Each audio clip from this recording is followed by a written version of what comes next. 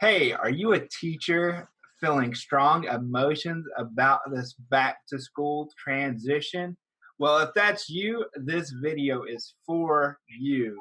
And we are going to talk about why mindfulness is important for your students, why mindfulness is important for you, and we're going to learn about one classroom's teacher transition from the classroom to mindfulness teacher and how mindfulness made an impact for her.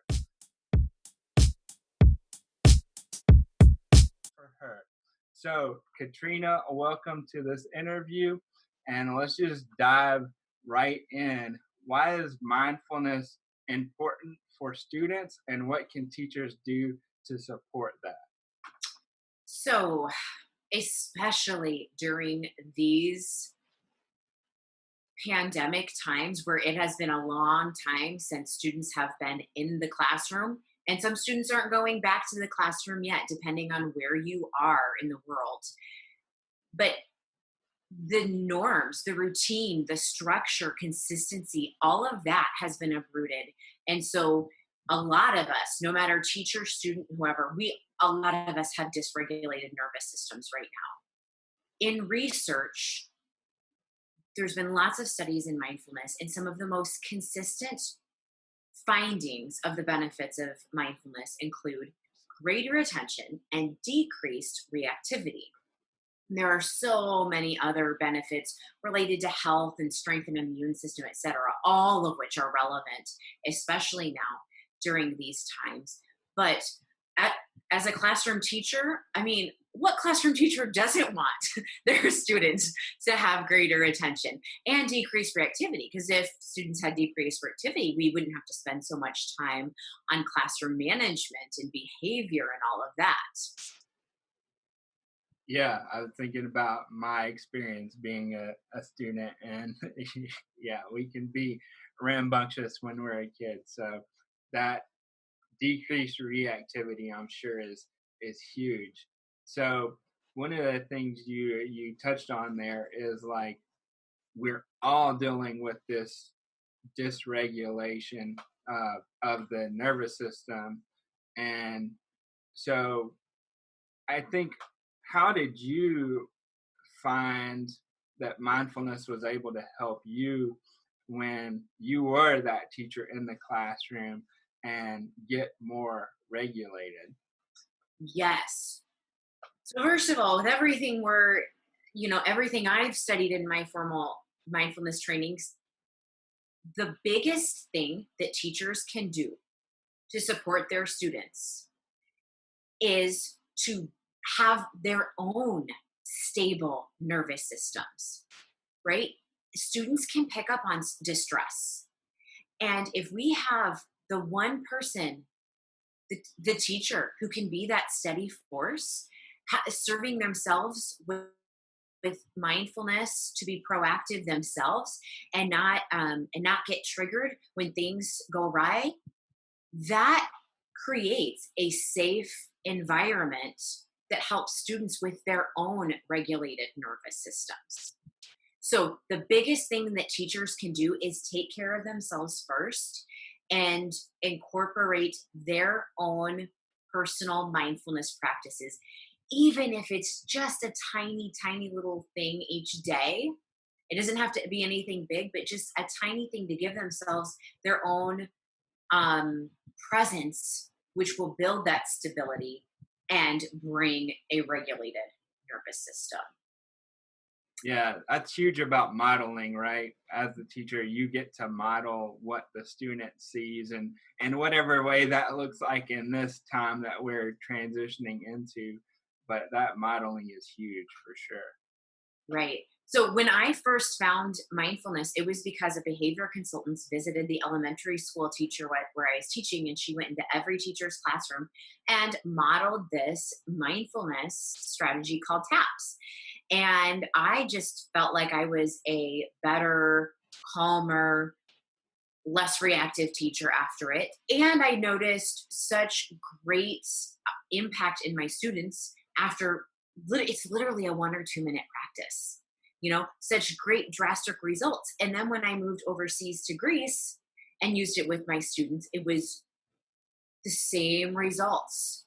And I had teachers asking me questions like, how did you know, at that point I was an ESL teacher in an international school and worked with students of all different grades. And classroom teachers would ask me, like, how did you get so and so to actually sit down and get this much writing done? How did you get so and so to get along with your peers, etc.? And there was just this impactful thing. The same thing when I was then training teachers in Panama.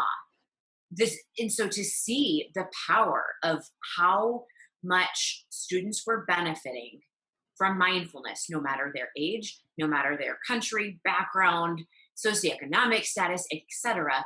That is what inspired me to study mindfulness more and then eventually leave the traditional classroom teaching to help teach mindfulness to teachers.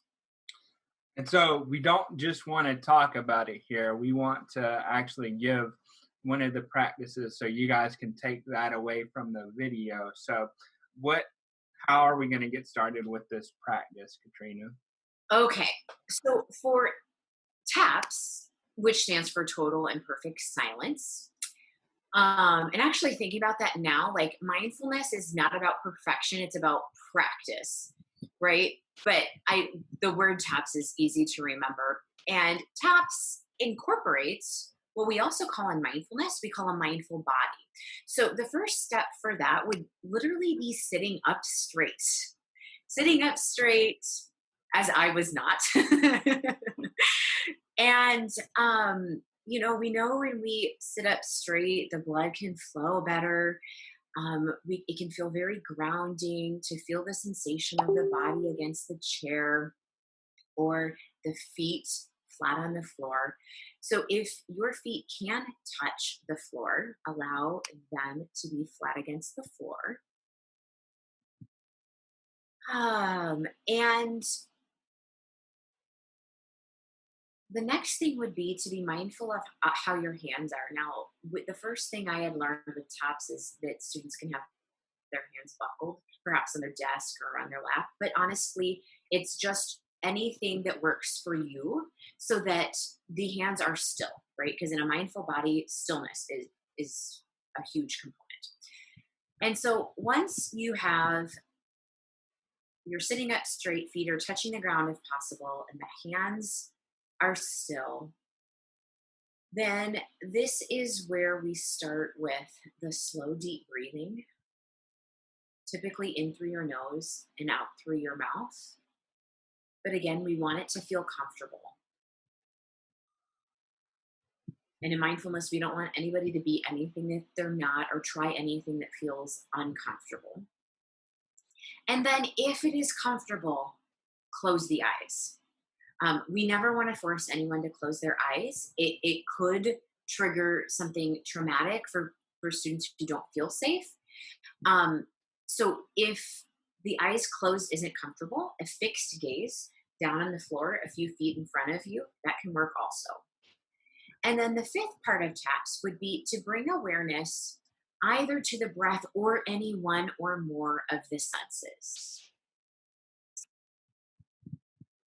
And so that could be something as simple as listening to the sounds around you. It can be any one of the senses that are naturally already there. If a teacher wants to add in a component such as a bell, that can definitely be something to anchor the attention to is the sound of a bell. And I will do that as an example, but know that TAPS can be done in any setting. You don't need anything special. It's just literally you're there with your body. So for this, just see if you can bring your attention to the sound of the bell and listen to the entire sound from the beginning to the middle to the end. And when you no longer hear the sound of the bell, allow your eyes to open if they aren't already, and just become mindful of seeing.